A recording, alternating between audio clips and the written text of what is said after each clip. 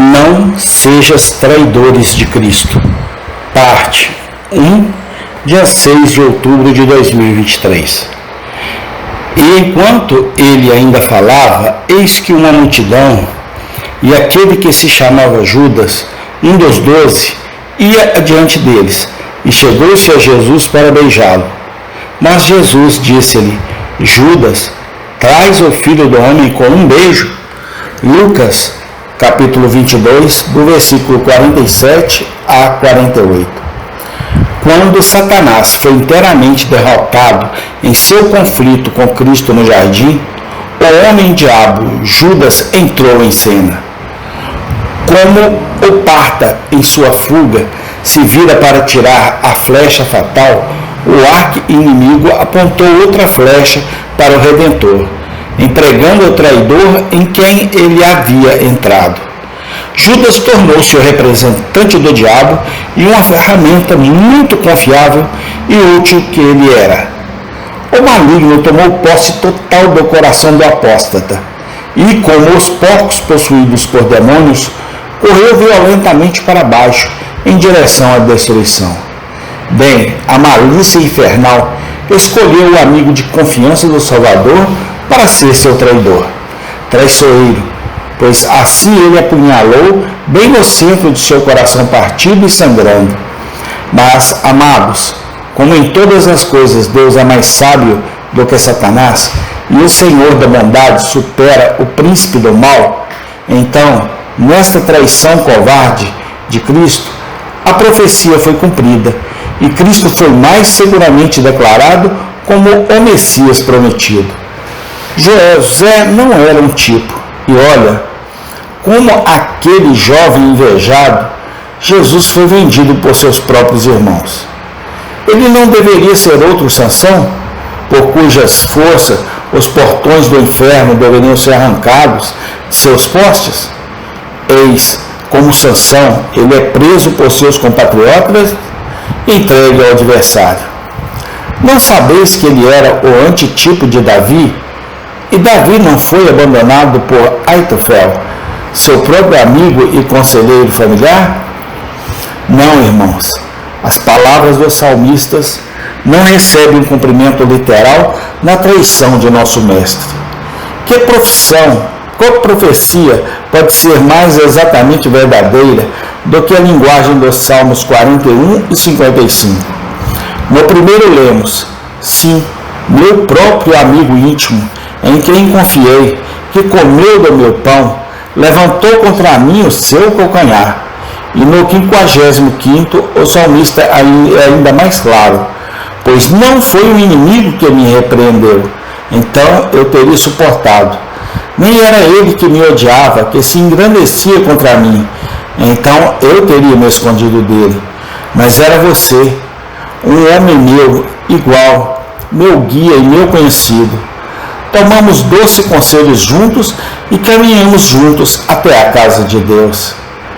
Estendeu as mãos contra os que estão em paz com ele, quebrou a sua aliança. As palavras de sua boca eram mais suaves que a manteiga, mas a guerra estava em seu coração. Suas palavras eram mais suaves do que o óleo, mas eram espadas desembainhadas. 30 moedas de pratas, o preço de um escravo vil. O Salvador deve ser traído por seu amigo escolhido. A tu, demônio imundo, descobrirás no final que a tua sabedoria é apenas uma loucura intensificada. Quanto às tramas e planos profundos de tua arte, o Senhor rirá deles com desprezo.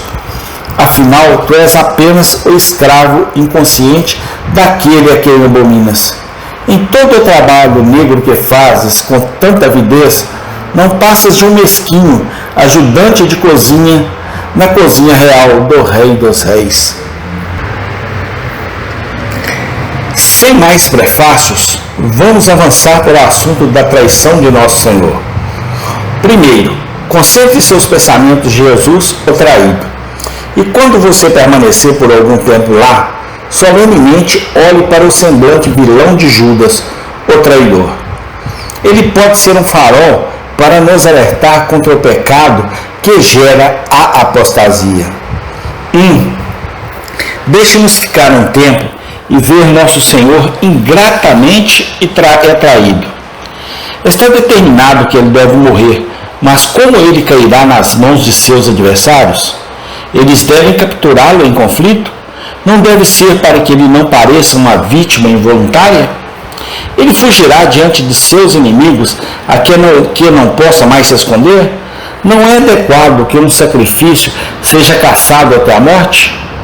Ele deve se oferecer ao inimigo?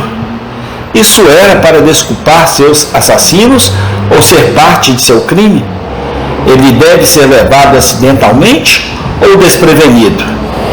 Isso retiraria de seu cálice a amargura necessária que o tornava absinto misturado com fel. Não, ele deve ser traído por seu amigo, para que possa suportar as maiores profundezas do sofrimento e que em cada circunstância separada possa haver um poço de tristeza. Um dos motivos para a indicação da traição residia no fato que foi ordenado que o pecado do homem atingisse seu ponto culminante em sua morte. Deus, o grande dono da vinha, havia enviado muitos servos, e os lavradores apedrejaram um e expulsaram o outro. Por fim ele disse: eu enviarei meu filho, certamente eles reverenciarão meu filho. Quando eles mataram o herdeiro para ganhar a herança, sua rebelião atingiu o auge. O assassinato de nosso abençoado Senhor foi o extremo da culpa humana. Desenvolveu o ódio mortal contra Deus que se esconde no coração do homem e da mulher. Quando o homem se tornou um deicídio, o pecado atingiu sua plenitude. E na ação negra do homem, porque o Senhor foi traído, essa plenitude foi toda exibida. Se não fosse por um Judas, não saberíamos quão negra, quão suja a natureza humana pode se tornar. Eu desprezo os homens e mulheres que tentam se desculpar pela traição deste demônio em forma humana. Este filho da perdição, este apóstata imundo. Eu me consideraria um vilão se tentasse protegê-lo, e estremeço pelos homens e mulheres que ousam atenuar seus crimes. Meus irmãos, devemos sentir um profundo ódio por este mestre da infâmia. Ele foi para seu próprio lugar. É o anátema de Davi, parte do qual foi citado por Pedro. Caiu sobre ele.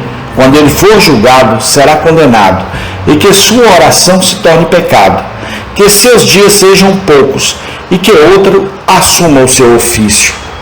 Certamente, como o diabo foi autorizado a atormentar de maneira incomum os corpos dos homens, ele também foi solto para se apossar de Judas, pois raramente conseguiu a posse de qualquer outro homem para que pudesse ver quão sujo, quão desesperadamente mau é o ser humano no coração.